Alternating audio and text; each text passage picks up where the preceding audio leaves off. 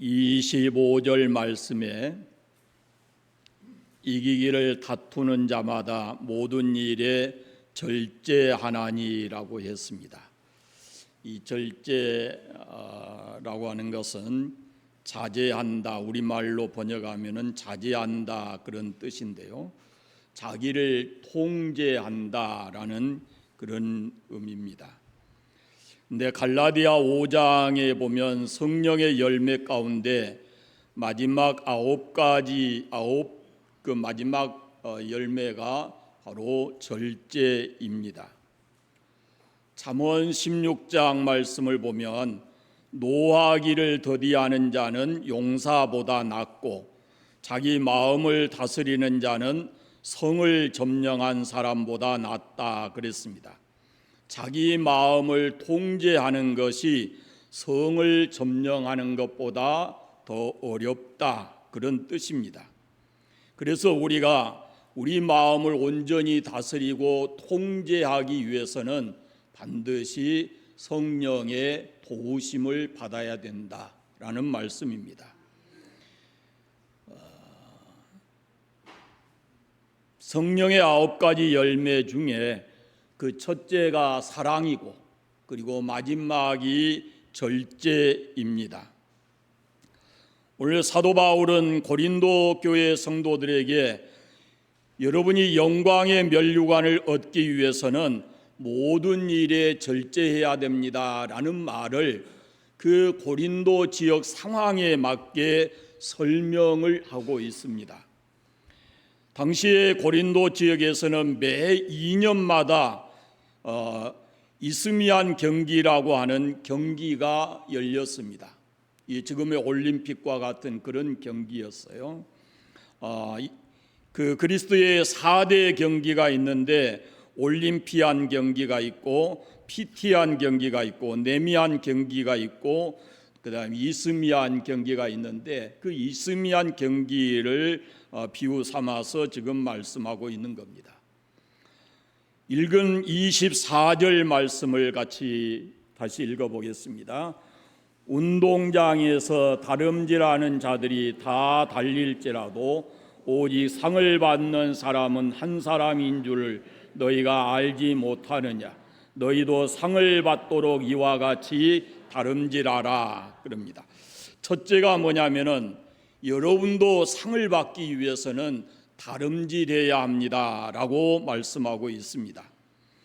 그러니까 올림픽 경기나 운동 경기에서 승리하는 사람들에게 이 명예 월계관을 씌워주는 것처럼 우리가 마지막 그리스도 앞에 서서 영광의 면류관을 받기 위해서는 다름질해야 된다라는 말씀입니다.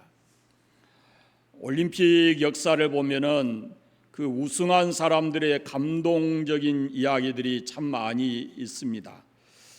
1960년 로마 올림픽에서 이 육상 여자 부분에서 100m, 200m 그리고 400 경주에서 우승한 금메달을 딴 윌마라고 하는 선수가 있습니다.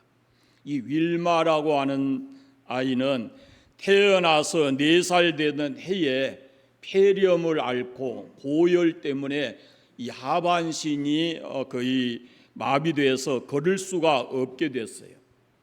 그런데 그의 어머니가 포기하지 않고 이 윌마를 데리고 한 걸음씩 훈련을 시작하게 됐고 7년 뒤인 11살 때는 윌마가 목발을 집어던지고 스스로 걸을 수 있게 됐고 고등학교에 다닐 때는 농구부에서 활동을 하게 되었습니다.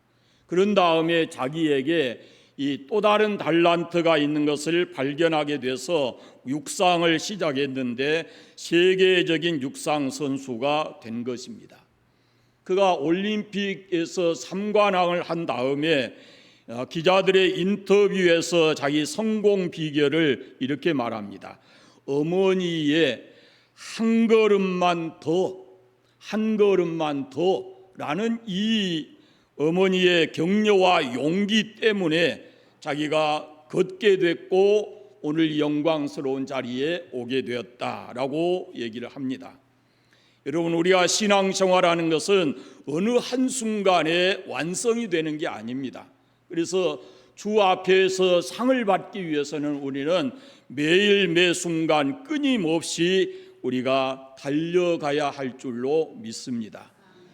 열심히 잘 달리시기를 바랍니다.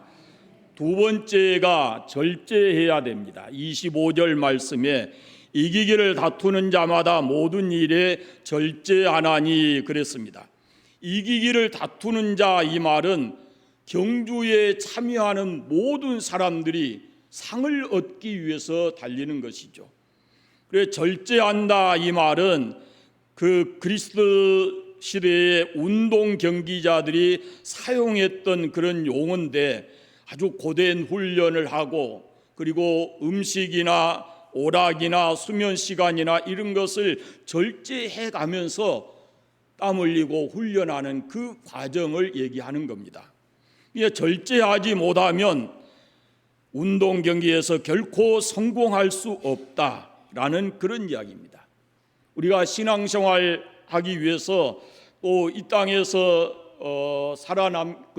마지막 인생을 성공적으로 살기 위해서는 크게 두 가지를 절제해야 합니다. 그 첫째가 식욕입니다. 식욕. 인간의 본능 가운데 가장 강한 욕구가 이 식욕입니다. 이건 모든 인간이 다 가지고 있는 기본적 욕구입니다. 그런데 지금도 세계 곳곳에서는 먹을 것이 없어서 굶주린 사람들이 많고, 세계 인구의 3분의 1 이상이 배가 고프게 잠자리에 들고 배가 고파서 잠을 자지 못하는 그런 사람들이 있다고 합니다. 식량이 부족한가? 인류가 이렇게 먹고도 남을 만큼 식량이 생산되는데, 그런데 많이 가진 사람들이 그 음식을 먹고 다 먹지 못하고 쓰레기통에 버리는 것이 3분의 1이라 그럽니다. 그래서 이제는 음식물 쓰레기라는 말이 아니고 버려진 음식물이라 이렇게 말을 한다고 합니다. 그래서 이렇게 버려진 음식 때문에 그 버려지지 않는다고 하면은 매일같이 8억 명의 사람들이 그 음식을 먹을 수 있다고 합니다. 오늘 우리의 상황은 어떤가 보십시오. 너무 많이 먹어서 탈납니다. 2021년 환경부와 한국환경공단의 발표에 의하면 우리나라에서 1년 동안 발생한 음식물 쓰레기 양이 815만 톤이다 그럽니다. 815만 톤. 그냥 얼른 안다가 오잖아요. 하루에 버려진 양이 얼마냐면은 22,328톤. 전체 쓰레기 중에 29%에서 30%를 음식물 쓰레기가 차지하고, 5톤 트럭으로 하면은 4,500대나 된다 그럽니다. 이 어마어마한 음식물 쓰레기들이 버려지고 있다 그런 말씀이에요. 그러니까 이걸 돈으로 환산하기 정도 힘들 정도로 지금은 음식이 고급화되어 있고 그렇게 버려지고 있다라는 그런 말씀이죠. 못 먹어도 죽지만 영양의 과잉 섭취도 온갖 병이 다 생기는 것이죠. 재미난 얘기가 있어요. 14세기경에 지금의 벨기에 지역에 레이몬드 3세라는 군주가 있었는데, 자기 친동생이 쿠데타를 해서 형을 몰아내고 자기가 군주가 된 거예요. 그리고는 형은 감옥에다가 가두어 두었어요. 동생이어서 차마 형을 죽일 수가 없어서 감옥에 가다 놓았습니다. 그리고는 식욕이 왕성하고 뚱뚱한 자기 형님을 위해서 그 감옥문을 특수 제작을 하는데, 지금의 몸, 형님의 그 뚱뚱한 몸으로는 그 문을 빠져나올 수가 없고, 살을 빼면은 그 몸 빠져나올 수 있도록 문을 만들었다는 겁니다. 그래서 형에게 이 살을 빼서 이 문 틈으로 나오면 당신을 살려주겠습니다라고 했다는 거죠. 그런데 매일같이 그래도 한 나라의 군주였으니까 다른 음식을 줬겠죠. 맛있고 이런 음식을 줬겠죠. 그 레이몬드 3세는 그 주어진 음식을 맛있게 먹고 점점 더 뚱뚱해져서 결국은 나오지 못하고 거기서 그 감옥에서 죽었다라는 겁니다. 그냥 못 먹어도 우리에게는 문제가 오지만 영양을 과잉 섭취해도 비만과 노화를 촉진시키고 그리고 온갖 또 성인병이 생기고 또 건강한 유전인자가 암인자로 이렇게 바뀌어지기도 하고 그렇습니다. 동물들은 절대로 이렇게 먹을 만큼만 먹지 그 이상으로 먹지 않는다 그럽니다. 그런데 인간은 필요 이상의 것을 섭취함으로 병들어가고 있는 것입니다. 좀 안타까운 면들은 여러분 텔레비 프로그램 가운데 먹방이라는 프로그램까지 생겨가지고 온갖 그 식욕을 자극하고 이렇게 하고 있거든요. 먹는 일이 중요하고 행복한 일이지만 그것이 지나치게 되면 개인적으로도 병들 뿐만 아니라 사회적으로도 먹지 못하는 많은 사람들이 생기고 이런 어려운 문제들이 많이 생겨나는 겁니다. 그러면 하나님이 과연 무엇을 기뻐하실까라는 걸 생각해 보시면 성경에 나와 있는 이스라엘 백성들을 한번 생각해 보십시오. 이스라엘 백성들은 애굽에서 400년 동안 종살이하고 그 출애굽할 때 출애굽에서 나온 사람들이 다 똑같은 음식을 그날 밤에 먹습니다. 양을 잡고 쓴나물을 만들고 또 무교병을 만들어서 그걸 먹고 함께 나온 사람들이 이스라엘의 공동체입니다. 그래서 그들은 나와서 그 이후부터 매년마다 이 유월절 절기를 그때와 같이 똑같이 지킵니다. 이때 유월절 식탁은 두 가지 의미가 있어요. 하나는 이스라엘 민족을 하나로 묶어주는 그런 강한 끈과 같은 역할을 했고, 또 하나는 우리가 다 하나님의 은총으로 구원받은 평등한 사람들이다라는 의미를 가지고 있는 겁니다. 높은 사람 낮은 사람 할 것 없고 똑같이 같은 자리에서 함께 음식을 나눠 먹는 그런 것이 바로 이스라엘 민족의 공동체다라는 그런 말씀입니다. 그래서 이스라엘 민족은 이 밥상 공동체라는 말을 우리가 하는데, 이 밥상을 대할 때마다 구원의 하나님께 감사하고 그리고 항상 이웃을 생각을 했습니다.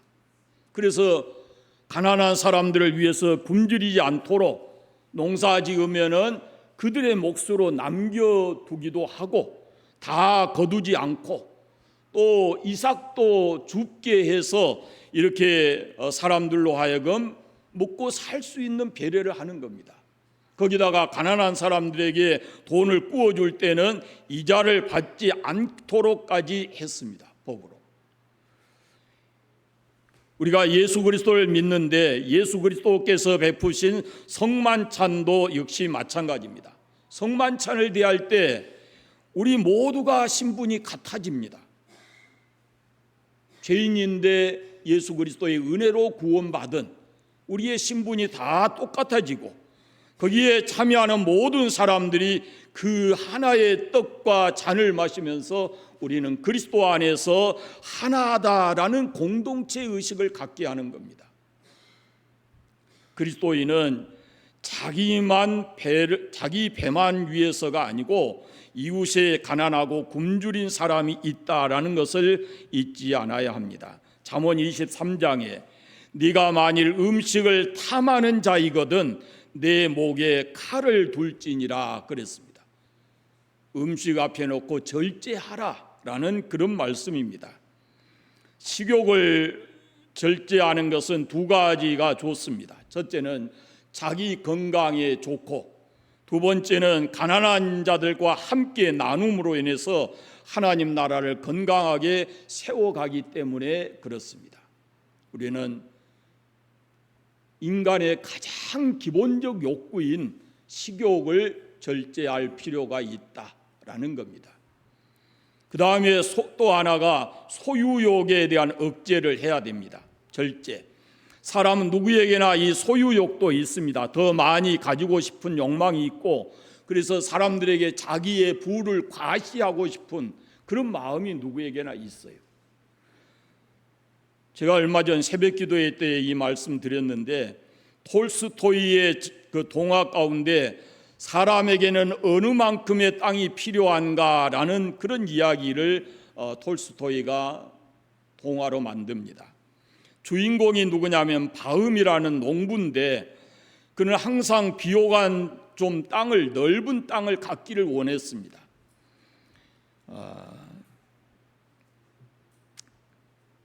그런데 이 바음에게 어느 고장에서 넓은 땅을 살 수 있다라는 그런 소식이 들려온 거예요.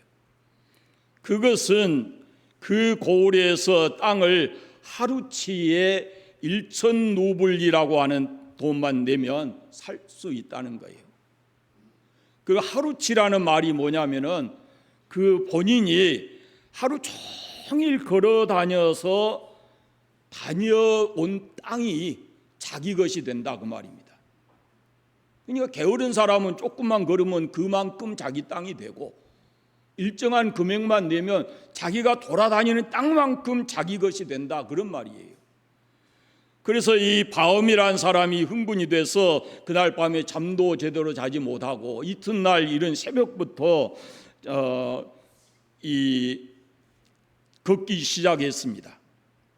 출발해서 걷는데 조건이 딱 하나 있습니다. 그 조건이 뭐냐면 출발해서 해 질 때까지 돌아와야 된다는 겁니다. 해 질 때까지 돌아오면 그것이 그 사람의 것이 된다 그랬습니다. 바음이 욕심이 났습니다. 그래서 쉬지 않고 걸었습니다. 지난밤에 잠도 설치고 흥분이 돼서, 그런데 그 뜨거운 햇빛에서 계속 하루 종일 걸은 겁니다. 조금 쉴 수도 있는데 그렇지 않습니다. 자기 눈에 땅이 보이는 겁니다. 그래서 더 많이 걷기를 원하고 걸었습니다. 해질 무렵에 출발했던 지점까지 돌아옵니다. 그런데 돌아와서 그가 거기 엎드려져서 입에서 피를 쏟고 죽고 맙니다. 그래서 그 하인이 그 바음의 시체를 6평의 땅을 파고 묻어요. 그래서 사람에게는 어느 만큼의 땅이 필요한가라는 질문에 정답이 뭐냐면은 6평이다, 그런 말이에요. 우리가 다 더 많은 것을 가지고자 하지만 이 인간의 탐욕이 끝이 없고 그 결과가 얼마나 비참한가라는 것을 톨스토이가 그 동화를 통해서 말하고 있는 겁니다. 어찌 보면은 우리 시대에 탐욕으로 끝없이 달려가는 이 현대 사람들에게 어떤 깨달음을 주는 그런 동화가 아닐까 싶습니다. 야고보서에 욕심이 잉태한즉 죄를 낳고 죄가 장성한즉 사망을 낳느니라 그랬습니다. 인간의 절제하지 못한 욕망이 결국은 죄를 짓게 되고 그것이 나중에는 죽음으로 돌아오게 된다라는 그런 말씀입니다. 잠언에 그렇습니다. 정령이 재물은 스스로 날개를 내어서 하늘을 나는 독수리처럼 날아간다, 이렇게 말씀하고 있어요. 여호수아 7장에 보면요, 아간이라는 사람이 나옵니다. 하나님께서 여리고성을 점령할 때 거기에 있는 어떤 물건도 손대지 마라, 이렇게 말씀하셨는데, 아간은 이를 어기고 외투 한 벌에 은 200세겔, 금 50세겔을 가져다가 자기 장막에 감추었습니다. 그리고 난 후에 아이성을 침략을 하는데 그 전쟁에서 실패했어요. 그리고 왜 실패했는가 원인을 찾았는데 아간에게 있었음을 알게 되고 아간과 그 가족을 다 데려다가 돌로 쳐 죽이는 일이 있습니다. 아간은 그 한순간 탐욕을 이기지 못해서 결국은 본인뿐만 아니라 가족이 비참한 꼴을 당한 겁니다. 아브라함의 조카 롯도 욕심 때문에 눈이 어두워서 윗사람 알아보지 못하고 소돔성을 선택했다가 손 탈탈 털었지요. 물질만 잃어버린 게 아니고 사랑하는 아내도 잃어버리는 비극을 겪게 됩니다. 여러분, 이스라엘 민족의 광야 생활은 공동체의 중요성과 더불어서 그 모든 구성원들이 평등하게 살아야 된다라는 것을 하나님께서 가르칩니다. 광야에서 만나를 먹었어요. 그 만나를 먹는 데 있어서는 부자도 가난한 사람도 없습니다. 누가 욕심을 내서 그 만나를 이틀분을 걷어가게 되면 그것이 썩고 냄새가 나서 그 다음 날은 먹을 수 없게 됐어요. 그러니까 모든 사람이 평등해요. 매일같이 아침에 나가서 이 일을 만나를 거둬와야 그래야 그날 하루를 먹고 살게 됐습니다. 그런데 약속의 땅에 들어와서 땅을 이제 골고루 분배를 합니다. 가나안 땅에 들어와서 많이 가진 자, 덜 가진 자도 없고 그 인구수에 비례해서 이렇게 땅을 다 골고루 분배했습니다. 그리고는 그 땅을 사지도 팔지도 못하게 했어요. 모두가 그것은 모든 사람이 함께 평등한 사회를 이루고 살아가기를 원하시는 하나님의 뜻이었습니다. 그런데 이 사람들이 가나안 땅에 들어가서 정착하게 살면서 뭐가 생기냐면은 마음속에 탐욕이 생긴 겁니다. 욕심이 생겼어요. 남의 것을 빼앗고 착취하게 됐습니다. 공동체, 평등의 공동체가 무너져 버렸고 불평등한 사회가 됐습니다. 그리고 폭력이 행사되고 억압과 착취가 있게 되었습니다. 그것은 이스라엘이라고 하는 공동체를 가나안 땅에 보내신 하나님의 뜻과는 전혀 다른 그런 모습이었어요. 여러분, 탐욕이 사람의 마음의 주인이 되면은 또 다른 사람이 보이지 않습니다. 그래서 부모, 형제도 보이지 않고 어떻게 하든지 자기가 원하는 것을 가지려고 하는 것입니다. 사랑의 대상이 아니죠. 가족이. 그리고 경쟁의 대상이고 어떤 경우에는 그것이 탐욕이 너무 강하게 되면은 심지어는 죽이는 경우도 있게 되는 겁니다. 그러나 하나님께서 우리 마음의 주인이 되면은 우리가 내려놓게 되고 거기에 대한 탐욕에 대한 것을 버릴 수 있게 된다. 그건 말이죠. 함께 나누면서 살아가는 겁니다. 있는 것을 족한 줄로 알고 하나님께 감사하면서 살아가는 것입니다. 식욕과 소유욕 외에도 정욕과 명예욕과 권력욕이 있지만은 이 모든 것 하나에 묶여질 수 있어요. 욕망, 인간의 욕망이라는 곳에 이 모든 것들이 다 들어가 있어요. 그런데 식욕, 소유욕으로 망한 사람도 많지만 정욕과 명예욕과 권력욕으로도 그 인생을 망하는 사람들이 있습니다. 이런 욕망들이 과다하게 분출이 되게 되면은 개인의 삶이 무너지게 되고 사회가 어지러워지고 그리고 피할 수 없는 그런 파멸에 이르게 된다라는 말씀입니다. 절제는 예수 그리스도를 믿는 사람에게 절대 필요한 삶의 요소이기 때문에 이것이 성령의 열매 마지막에다가 그것을 두었습니다. 세 번째는 목표를 바라보아야 합니다. 26절을 같이 읽어보겠습니다. 그러므로 나의 다름질하기를 향방 없는 것 같이 아니하고 싸우기를 허공을 치는 것 같지 아니하며. 아멘. 여기 향방 없는 그 말은 목표가 없는, 목표가 불분명한 그런 뜻입니다. 달리기 선수들이 목표가 분명해야죠. 목표가 분명하고 방향이 분명해서 그래서 경기하는 것처럼 사도 바울도 이 분명한 목표와 그 방향을 가지고 신앙생활을 해야 된다라고 말합니다. 그리고 싸우기를 그런 표현이 있습니다. 그 다음에 보면은 싸우기를 허공을 치는 것 같이 이런 표현이 있는데요. 이 싸운다고 하는 것은 앞에 부분은 달리기 하는 것에다 비유를 했고, 싸운다고 하는 것은 권투 선수에 이렇게 가리키는 말인데, 권투 시합을 할 때 비유를 하는 거예요. 자, 허공을 치는 것 같이 아니하며, 이 말은 권투 선수들이 실제의 게임에 들어가면은 분명한 목표가 있습니다, 상대가. 그러나 그 실제 게임에 들어가기 전에는 어떻게 합니까? 선수들이 훈련할 때는 허공을 치지 않아요. 뭔 복싱이라 그래요? 그거 보고 뭐라 그래요? 섀도우 복싱 뭐 이런 표현한 것 같은데, 하여튼 그런 그 허공을 치는 것 같은 그런 연습을 합니다. 그러니까 바울은 자신의 영적 싸움에 있어서 상대가 없는 허공을 치는 것 같은 것이 아니고, 우리에게는 분명한 목표, 대적이 있는 싸움이다라고 얘기하는 거예요. 일단 링 안에 들어가면 정확한 목표가 있습니다. 우리가 신앙생활을 시작하게 되면은 우리 신앙의 걸림돌, 방해돌, 이것을 이기고 우리가 승리하기 위해서는 분명한 목표 의식이 있어야 된다라는 겁니다.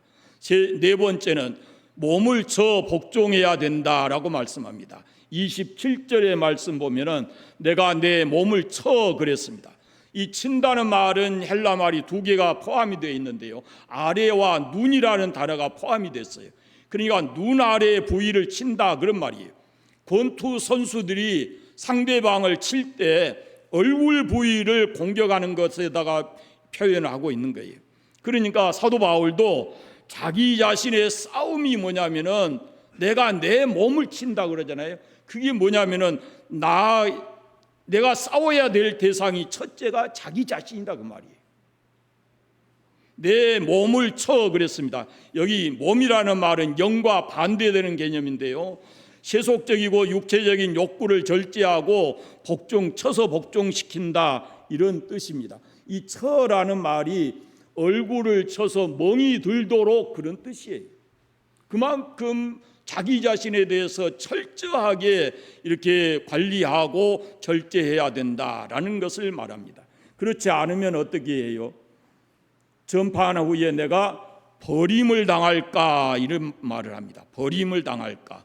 버림받는다, 당한다라는 말은 불합격된다라는 말이고, 버림받는다라는 말은 상 받지 못한다 그런 말이거든요. 그래서 자기 자신이 먼저 자기 자신을 절제해야 됩니다. 자기 자신을. 마지막으로는 썩지 않는 승리관을 바라보아야 합니다. 25절 뒷부분에 보면 그들은 썩을 면류관을 얻고자 하되, 승리자의 면류관을 얻고자 하되 우리는 썩지 아니할 것을 얻고자 하노라 그랬습니다. 기독교 역사를 보면은 안디옥 교회 감독이었던 이그나티우스라고 하는 분이 있는데, 그 유명한 로마 도미티안 황제 때 이분이 순교했습니다. 순교하기 전에 그가 이런 말을 합니다. 나는 그리스도 주님의 나라를 위해서 미랄이 되기를 원합니다. 짐승의 이에 뼈가 가루가 되고 굶주린 사자의 배가 내 무덤이 된다 해도 나는 하나님의 깨끗한 빵이 되기를 원합니다. 그리스도를 소유할 수 있다면 형벌받기를 원하고 사자의 이에 내 몸이 찢기는 것을 두려워하지 않겠습니다. 나에게는 오직 그리스도만 있을 뿐입니다 라고 말했고, 서머나교의 폴리캅이라고 하는 사람은 끓는 기름 가마에 던져지기 전에 예수만 믿지 아니하면은 놓겠다 그랬어요. 그러나 그가 이렇게 얘기합니다. 주님은 내 평생 80평생 한 번도 나를 모른다 하지 않았는데 내가 어찌 이 고난 때문에 주님을 모른다 할 수 있겠습니까? 당시의 고린도 지역에서는 앞서 말씀드린 이스미안 경기에서 승리를 하게 되면 월계수 나무로 이 화관을 엮어서 머리에 씌워 주었습니다. 이걸 쓰는 것이 당시의 경기자들에게 있어서는 최고의 영예를 얻는 것이었습니다. 그러나 그 관은 금방 시들어 없어지는 것이고, 세월이 지나면은 그 관을 썼던 사람들도 그 명예가 다 사라지는 것입니다. 운동 경기자는 목표하는 관이 있어서 이렇게 열심히 합니다. 그러나 그 관이 일시적인 것이에요. 그러나 우리가 예수 그리스도를 믿고 그분 안에서 우리가 살아가는 이 모든 것은 영원한 영광의 관을 얻기 위함입니다. 그래서 우리는 목표를 분명히 정하고 신앙의 경주를 끊임없이 잘 달려서 썩지 아니하는 면류관을 얻는 그런 승리자들이 되어야 합니다. 바울이 이기기를 다투는 자마다 모든 일에 절제하나니 그랬는데, 운동선수처럼 우리가 신앙생활할 때 내가 나를 쳐 복종한다라고 말한 바울과 같이 내가 내 모습 속에서 절제해야 될 것이 무엇인지, 또 사람들을 향해서든지 우리가 절제해야 될 것이 무엇인지를 분명히 알고 절제하는 삶을 살아야 합니다. 갈라디아 5장 17절에 육체의 소욕은 성령을 거스린다 라고 말씀하고 있고, 절제하지 못하고 육체의 욕망을 따라 사는 사람은 하나님의 나라를 유업으로 받을 수 없다라고 말씀합니다. 우리가 우리의 의지를 가지고 절제하는 것이 쉽지 않기 때문에 날마다 우리는 성령의 도우심을 받아야 합니다. 그래서 성령으로 우리가 충만할 때 그분의 다스림 속에서 절제하며 살아가게 될 것입니다. 우리 예수 믿는 우리 안에 모두가 다 하나님의 성령이 계십니다.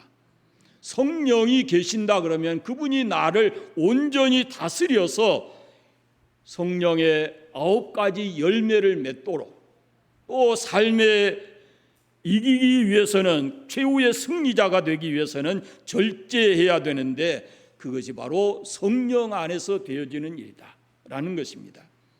갈라디아 5장 24절에 그리스도 예수의 사람들은 육체와 함께 그 정욕과 욕심을 십자가에 못 박았느니라, 이렇게 말씀합니다. 이미 우리가 예수를 믿는다면 우리의 정욕과 탐심을 십자가에 못 박았다라고 말씀합니다.